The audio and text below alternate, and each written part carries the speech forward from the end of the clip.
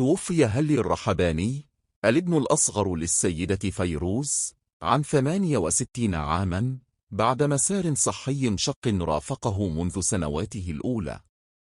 وبرحيله تضاف صفحة أخرى من الحزن إلى سيرة عائلة أسهمت بعمق في تشكيل الذاكرة الثقافية والفنية العربية. ويأتي هذا الغياب بعد أقل من 6 أشهر على وفاة شقيقه الأكبر الفنان والمؤلف الموسيقي والمسرحي زياد الرحباني في يوليو تموز 2025، ليعيد إلى الواجهة سلسلة الخسارات التي واجهتها فيروز على مدى عقود، بدءا برحيل زوجها عاصي الرحباني عام 1986، ثم ابنتها ليال عام 1988.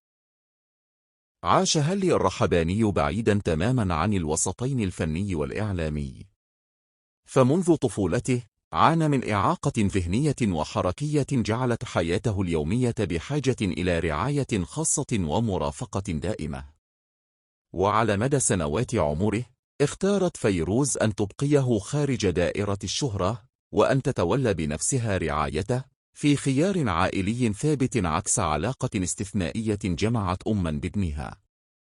وأفادت وسائل إعلام لبنانية بأن حالته الصحية شهدت تراجعا واضحا خلال العامين الأخيرين، ما حال دون مرافقته لوالدته إلى الكنيسة كما اعتاد في السابق، وهو مشهد كان مألوفا لدى المحيطين بها لسنوات.